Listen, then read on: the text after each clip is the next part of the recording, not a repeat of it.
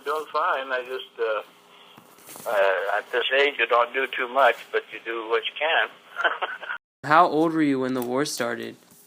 I was 16 in 1941, and I was a senior in high school. And what were you doing when you found out about the war? Well, we didn't know. My dad and my brother and I were in the woods cutting wood for firewood, for the winter. And so we didn't know much about it until that evening after we got out of the woods and got back home again. Of course, it was all ablaze then, and that was Pearl Harbor was attacked by the Japanese Empire, and every one of us, every one of my school kids that I went to school with and all that, where in the heck is Pearl Harbor, Cause Yeah. had no idea where Pearl Harbor was. Okay, and where did you live? Pardon me? And who'd you live with? My folks and my family. Before you joined the military, what was your occupation? Well, I was working for this installation company, blowing installation into attics and all that stuff actually it was for government buildings in the Spokane, Washington area. And so that's what I was doing then, and of course I worked a couple other places, farmers, meatpacking plant. And what made you want to join the military? Well, we were all at the age bracket that we were going to be drafted or enlist, and so that's what my brother, he was a year older than I. We both went through high school together, in grade school and high school, and we graduated together. And he was a year older than I, and I was 17 when I graduated from high school. So when the war started, my brother was 18, and so he had to register, and I had to register too for selective service. And so my brother was drafted into the Army. And then what branch of service did you join? I joined the Naval Air Corps. Joined the Naval Air. So when did you join? I joined the Navy in 1942, and I wanted to get going, but I wanted to go to the Air Force, the Air Corps, the Naval Air Corps, and at that time they were offering a V5 program. Okay. And that was something that would that we wouldn't have to have 2 years of college to get a commission in the Navy by getting in that V5 program. And so the naval recruiting officer said, "Well, why don't you sign up now, and then when you're 18 years old." See, I couldn't get the V5 program until I was 18, so basically I waited until I was 18, but they scrapped the V5 program, and there I was, and I still wanted to go in the Naval Air, so I went to boot camp, and then at boot camp I requested Naval Air, and by golly, I made it, but I wasn't going to be a pilot and train as a pilot. I was going to be a aviation radio man and a gunner on a dive bomber. Where were you stationed when you joined? Well, I went to Farragut Naval Station at Farragut, Idaho, when I went in the service in the Navy, and then I was shipped to Memphis, Tennessee, after we graduated from the Naval Training Station. And with the Naval, they indoctrinate you on everything there is that they can to you, what the Navy's all about. And so I went, and after that I was sent to Memphis, Tennessee, and I was very happy I got to go to the Naval Air, and so that's where we took our training at Memphis, Tennessee, at the Naval Station there. Did you ever go overseas? flew with this dive bombing squadron 16. Ooh. And of course, we had more anti-sub patrolling and everything like that. The latter part of 42, after I graduated I went to my training and got qualified as an aviation radio man gunner. And then we went over to Jacksonville, Florida, or Cecil Field, Florida, and went into training in dive bombers, all of us. And so that's when, after we graduated from that, of course, we had to go to gunnery school and all that stuff too. And after we graduated from that, well, then we were assigned to a dive bombing squadron, VB-16 on the Lexington.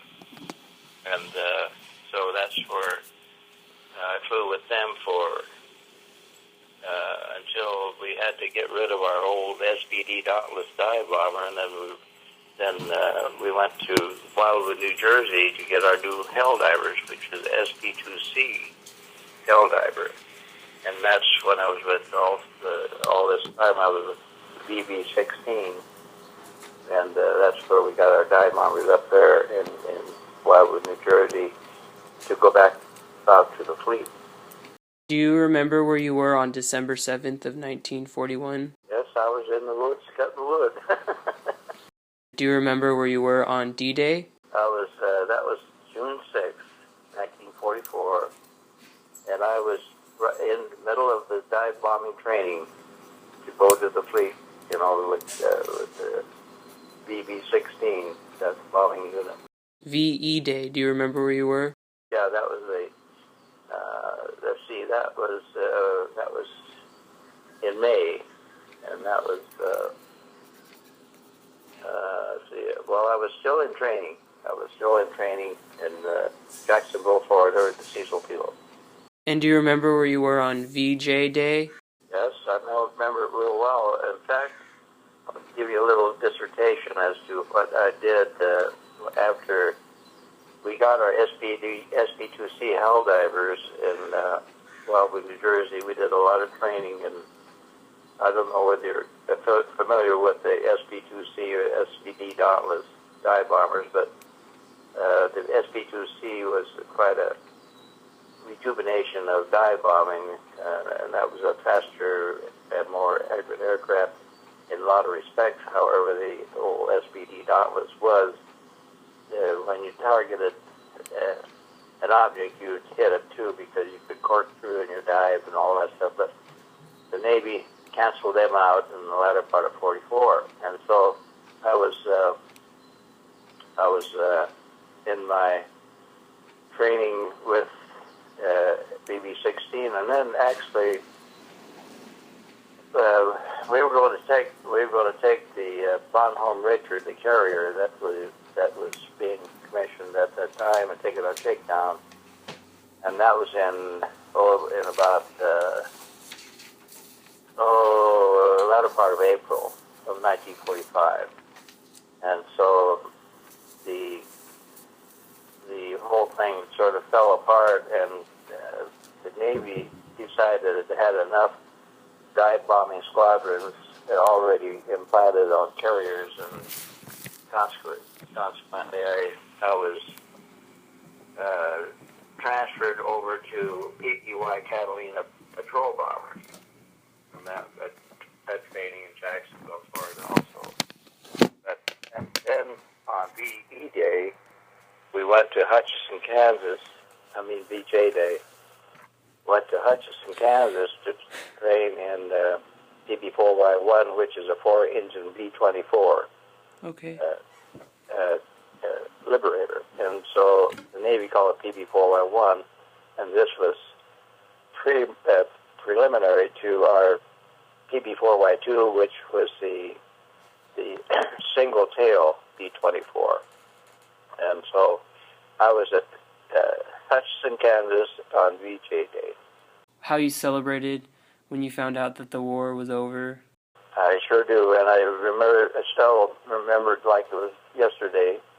Right now, all of us, we were called to all. We had to have quarters in the big old hangar there, and the skipper called us in there, and we were all dressed, ready to do our duty, and and all that stuff, whatever was going to go take place, and we didn't know why we were called in there. Consequently, after obtaining a lot of dissertation by the officers and everything like that, the from behind, he says, the war is over, gentlemen. The war is over. The Japanese surrendered. And that's how we found out. And, of course, Wichita, Kansas was 48 miles from Hutchinson. That's what we all headed for. Oh, yeah, this is something else. Of course, when we got into Wichita, Kansas, the streets were full of people and everybody shouting and enjoying everybody. That there wasn't an enemy around, and we were all so joyful for having that ending of that war, because I was scheduled, and we were scheduled to go to we had Operation Olympic we were training for, to go and invade Honshu Island on Japan, and we were scheduled to go there as soon as we had our training completed to invade Japan. And so, luckily, we didn't have to go, and we were just very elated.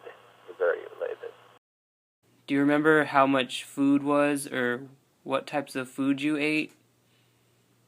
Well, we had the Navy chow, which was always good chow. There was no problem with our chow. It was beans. Beans? And beans, and we had chicken. We had pork and steak and everything like that. We ate pretty well. That's another thing. Did you have like a radio that you could listen to? Oh yeah, I had a little. We had small radios, but not as small as what you get today. We had these. I'd say there's about like a computer size, in those days, and they had a battery radio, and of course we could plug them into electricity too. Do you remember what you wore? What clothing you had? Well, I had the regular, flight gear for flying, and the naval dress uniform, and our fatigues, which is something, our work clothes. Do you remember how you guys rationed everything? We were involved with that at the time we were getting into the service. That was in 1943, 42 and 43. Rationing was instituted in that before I even went in the Navy. And of course, we didn't have too much of that to contend with, because the Navy wasn't rationing their vehicles and everything. That's how we got around any place we went. And of course, buses and trolleys and stuff like that when we were in training. How would you celebrate holidays and your birthdays when you were in the military? What would you guys do? Well, a bunch of us guys, us flight jockeys, we were a close-knit group. We trained together, and we would fight together and all that stuff. And of course, anybody that had a birthday, we'd take them out and buy them a beer or something like that, and celebrate the birthday. And that's the way it was. And we go through everybody's birthday. And of course, if somebody had a girlfriend or something like that, we'd always, if they were at the base or anything like that, or stationed near the base, that birthday would be complimented with whoever girlfriend was available. Do you know of any Boy Scouts when you were in the service? Oh, to be honest with you, Josh, I did not have too many. There was a gentleman in Spokane, Washington, and he was a scout leader, and he come out to our ranch. He always lived on a ranch, and we were sort of isolated from the goings on with Boy Scouts and all that stuff. We had to work in the fields and all that stuff, so until we graduated from high school with the service, we we did participate in that, but this fellow did come out at the scout leader, and he got us some initial things we had to know and do as scouts, and that's as far as we went. We didn't get to Eagle or anything like that. I just recently got my Eagle Scout, so I was wondering if you knew of any scouts in the war. Yes, in fact, this one Marine, Russell Brewer, was the son of this scout, this troop leader. He was the son of the troop leader, and he joined the Marine Corps and trained in the Marine Corps, and that was in the early part of 42, and then he went to Guadalcanal on that base on Guadalcanal, and that's where he went to and spent months there fighting the Japanese, and then finally he came home and he made it through that fracas down there, and we called him Bubble Brewer. His name was Brewer.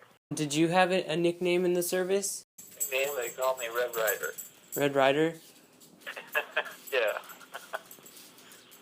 If you were to be able to go back and do it all over again, would you change anything? I would change the only thing that I would have changed was the fact that when I missed out on that V5 program, I would have followed it up closer and went in when it was time to go and gotten into the service sooner if I could have gotten my flight training and the commission. That's the only thing I would have changed.